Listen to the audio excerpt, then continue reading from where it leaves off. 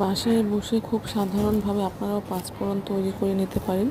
এই জন্য এখানে জিরা, ধনিয়া, সরিষা, মৌরি, কালো জিরে সব নিয়ে নিয়েছি। আর একটু মেথি ছিল বাসায়, তো সব কিছু নিয়ে আমি একে একে মিশিয়ে দেবো, তাতে আমার পাঁচফোড়ন রেডি হয়ে যাবে।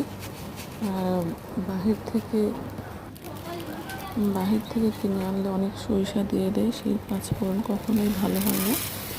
তো এভাবে আপনারা বাড়িতে বানিয়ে নিতে পারেন আচারের জন্য। তো ঘরে সব কিছু পরিমাণ মতো দিয়ে বানিয়ে নিচ্ছি। এখন যেহেতু আমের সিজন বা অনেক আচার বানানো হচ্ছে, সাথে কিছু জিরাও দিয়ে দিচ্ছি।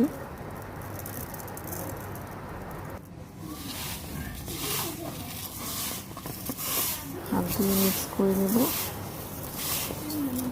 তাহলে রেডি হয়ে যাবে আমার পাঁচফোড়ন। সাথে আমার বাচ্চাটাও মিক্স করছে।